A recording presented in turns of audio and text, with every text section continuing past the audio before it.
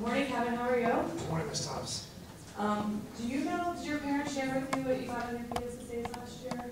Nope, I didn't see them. Do you have any idea? Do you remember taking them? I remember taking them. I thought I did really well. Okay, good. Do you remember how you felt when you were taking the tests? Did you have any feelings about it? I felt that we were well prepared, but it's still nerve-wracking.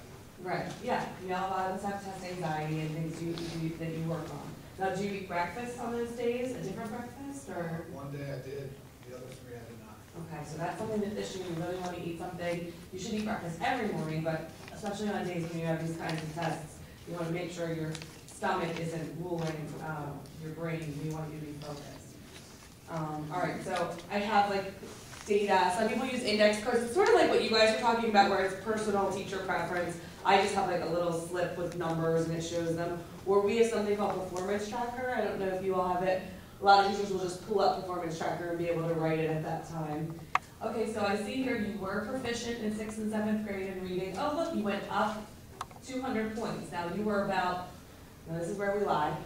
It looks like you were about 1 question away from being in the advanced. Kevin, so I think if you maybe ate breakfast that one day or something to that effect, you really try to push them. Yeah, 1 question, and do you go back in the text when you answer questions? Yes. You do. Okay, that's a really good strategy because especially as you're getting older, they're long. We don't really expect you to memorize what you've read. That's why it's there. Do you use a highlighter, underline? No. Maybe you should really look. Maybe read the questions first and then underline. And I know Mrs. Blumberg and Ms. Rakowski do this with you in reading, so we're going to practice that. All right, now let's look at your math. So it looks like to me you went from basic to proficient. That's outstanding. Good job. All right, I'm very proud of you. I know that's because I'm your math teacher, but you know.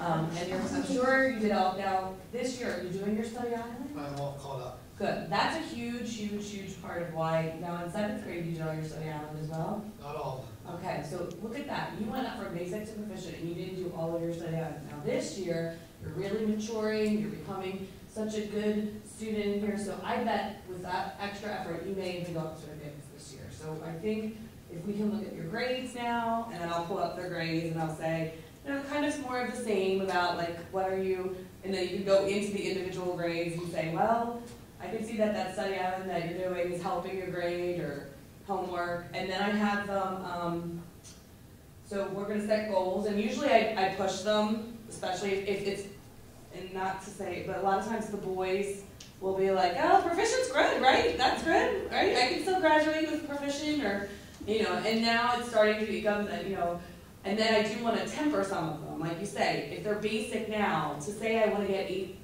1900 advanced is not necessarily, you want to kind of set realistic ones. So I'll guide them through that, and then I'll say, well, what things can you do in your everyday? You know, this isn't just about the test in April or March. What practices and habits do you do or can you do now in classes? Homework every night. Okay, like, where is she? Back there. They just want to write, pay attention, you know, do my homework and study. Okay, well, what does that look like? You know, if you get into those deeper conversations about not just, and then have them write in good 3 to 4 sentences of real behavioral goals that will ultimately affect those. And then I take those papers and then I give them out to the person who's going to be doing the March conversation. Because then they can revisit and say, well, did you meet this goal when you wrote that you wanted to get this on the benchmarks? And have you been doing all of your study out on? And have you been, because September and October is oftentimes still the, the honeymoon for a lot of kids. It's like March when reality has set in and oh, I was doing my study island. I wasn't lying to Miss Thomas. You know, I did the 3 that we had up to do in October, but now it's March and I haven't done the last 10. So that keeping that paper and holding them accountable for the goals they set earlier in the year can oftentimes be a key piece of information as well. From an administrative standpoint, the one things that we really do well, Mrs. Parker and our teachers, is that we don't miss an opportunity to celebrate any way we can manipulate the data to do such. So if I'm basic and I went up 200 points, then we could have a conversation about the metric growth, annual yearly growth, PVOS, any point of data that shows us tied to the schools to watch. They use the term trajectory. We're pushing that trajectory. So even though you're not where we need you to be, maybe, you had some growth. So let's celebrate that growth, because maybe that celebration is what's going to push them or make that connection. And our teachers really excel at that. And Iris is good with the data. She gets it in our hands, which is a lot of work. But when we get it in our hands, I'm able to go to team meetings, I'm able to go to PLCs, I'm able to go to department meetings, and then having conversations. And then what I do to support Amy is I'll meet with every kid that's at every level. So if you just made basic, or just above basic, if you're just below proficiency, or just at proficiency, and then same with advanced. And I get into the line that Amy does. This is really impressive, congratulations, you showed some growth, or you didn't show any growth, or you went down a little bit, what changed? And then, that when you're successful, you know what to do. And then I'll throw in there a couple gimmies, like, I noticed that you never use a calculator, and you never use the formula sheet. That's 200 points right there. It's not 200 points, but in their mind it is. And if I can make that connection with them, and then the other thing that I deal with is, and Iris deals with, is the kids say to us, well, I met with Miss Thomas, so, forget about this meeting, I'm done. We met, we're cool, I know what to do. So instead of saying yes, like the first couple of years, that's what I was doing, and saying, okay, at least there was a meeting, chalk that off my list, it's one of the kids off my list, I don't have to do. Now I found myself saying, okay, what did Amy elaborate on? What did she tell you? What goals did you write? So I know that there was an actual conversation, and I know that they got something out of it, instead of just being like, who wants to go to the vice principal? Nobody, never. So it's nice to have that opportunity, but we're here on a positive note. We're going to do some celebrating, but we got to get through the work first before we celebrate. And one thing you do, and I find, is they'll come up and tell you like these crazy things that you're like, oh my God, I had no idea. Like you've been teaching this kid, and they'll be like, I am sick to my stomach with test anxiety. Or they'll tell you in these little conversations just these crazy things about that are something's, my dog died that day, and you're like, okay, well, in the future, when a traumatic thing happens and you have to take a PSSA, you need to go tell somebody, before. I mean, they really do. They'll tell you, like, I had an asthma. I'm like, okay, well, they will remember, because I have to get them to visualize. Do you remember the room you were in? What was going on? If they are upset. Like, because you'll get kids that are like, I really thought I did well, and it doesn't fit the trend. So they're way more self-aware, and they're way more knowing than I think sometimes you give 7th and 8th graders credit for. And a lot of times you just ask them 1 or 2 questions, and then they tell you things that really have a lot to do with it, and you're like, okay, so what can we do for test anxiety? Or I never do eat breakfast. That's a huge, huge, huge question I ask every kid about eating breakfast, because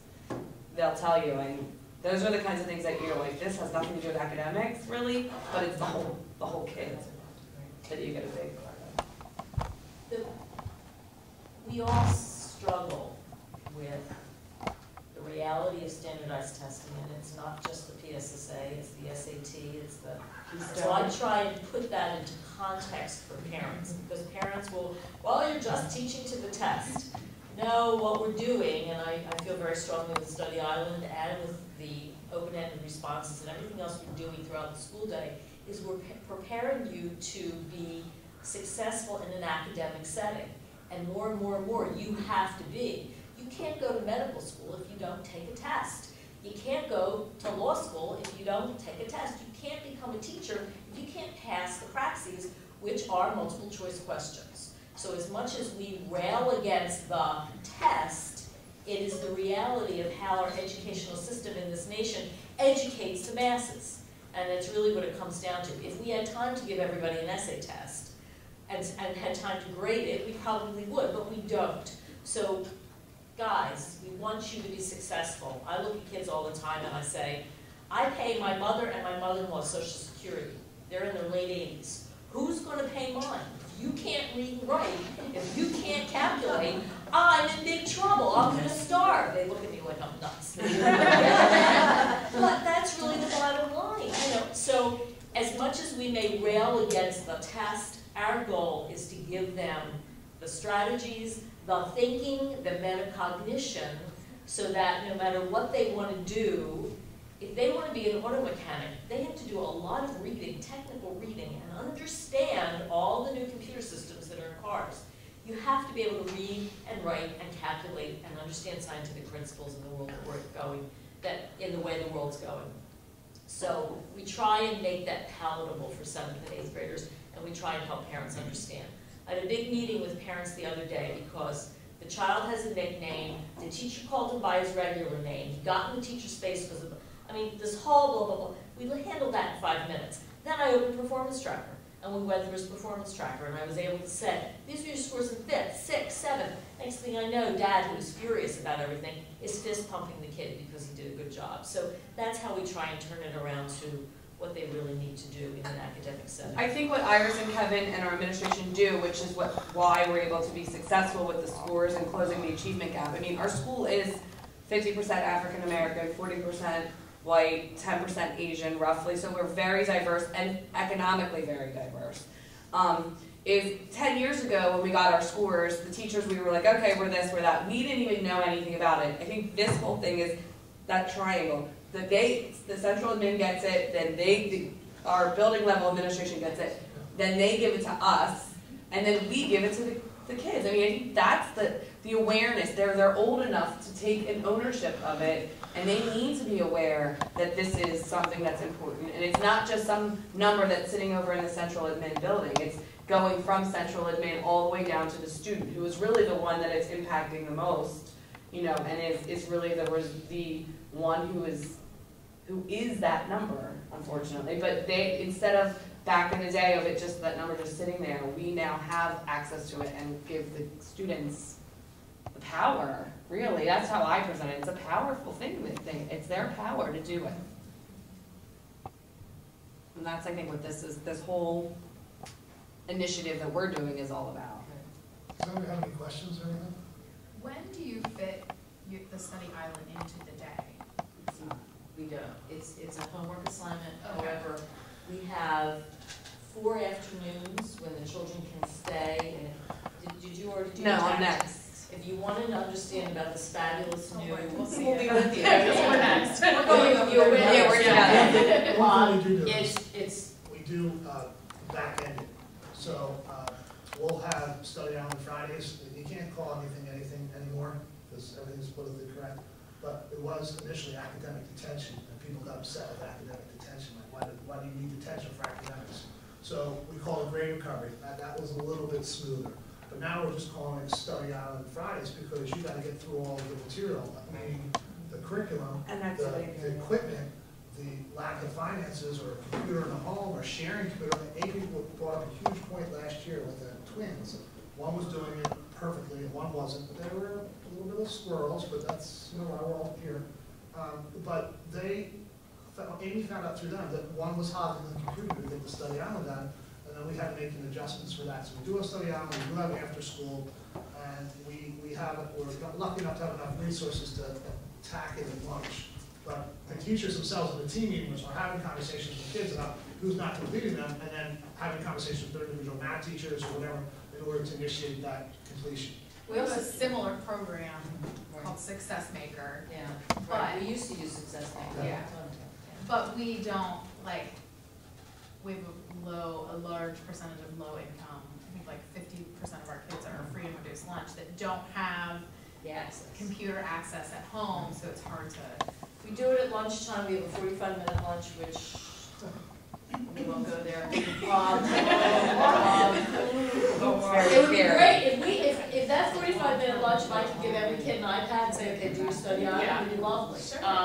Anyway, we also have a couple of teachers came up with an initiative for Saturday school, and they do get paid. The district does support us, but it's 3 hours on Saturday morning, and those children are chosen A because they have 2 or more failures in their classes, or they're so behind in study island. So they will come for 3 hours, and they are invited. The teacher who runs that calls them. Now we have kids who now just show up, and we have to make sure parents aren't using it as babysitting. But if they come and work, we don't care. So that's how we get through the study island. It's the after school, it's the lunchtime. Activity. We also have activity period, which is a half an hour on Tuesdays and Thursdays. It would be lovely to think that it was an advisory, but there's just too many things going on. There's band and orchestra and choir rehearsals, there's athletics, so it doesn't really work as well. It works better as a study hall. And we pick the kids who really need extra study island support and say, okay, you're assigned to this computer lab, sit down, and they all can do it.